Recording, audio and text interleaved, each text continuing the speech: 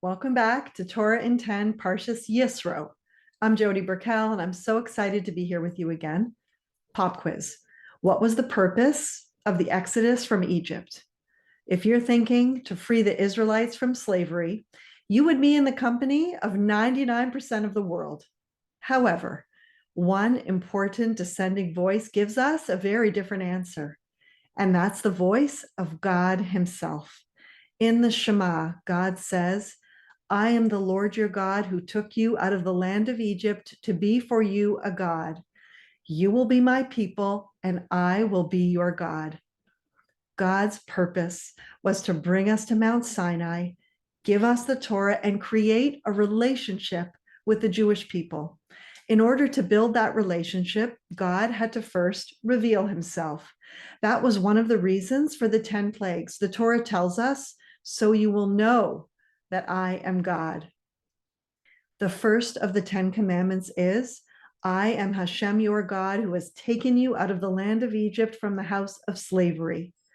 God spoke these words at Mount Sinai, meaning the Jewish people heard, saw, and experienced God firsthand. What that looked like, according to Jewish understanding, was like a light and sound show like none other in all of history. This is how Hashem chose to introduce himself. We can learn a lot from this. Look at God's humility.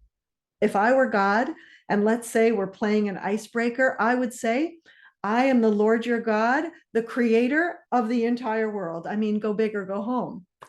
But that's not what God did. Why? I've learned a few answers over the years, but the one that I will share with you today is the one that I find most meaningful. It's true. God is the creator of the world, but we weren't there for that. But the Exodus from Egypt, we experienced ourselves. Remember, only 1/5 of the Jewish people followed Moshe into the desert. 80% didn't make it out.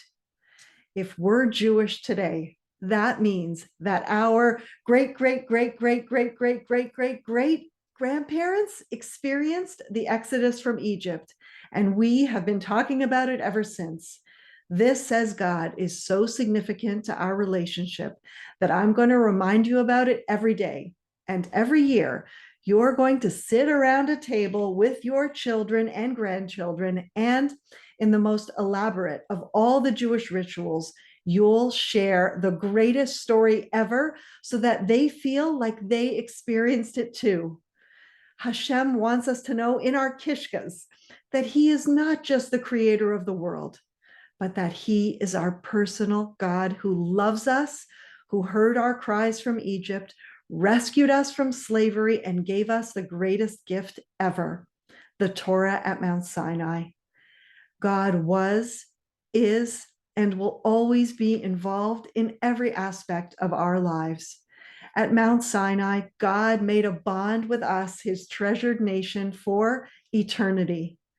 Judaism is not a religion. Judaism is a relationship. Wishing you all a Shabbat Shalom.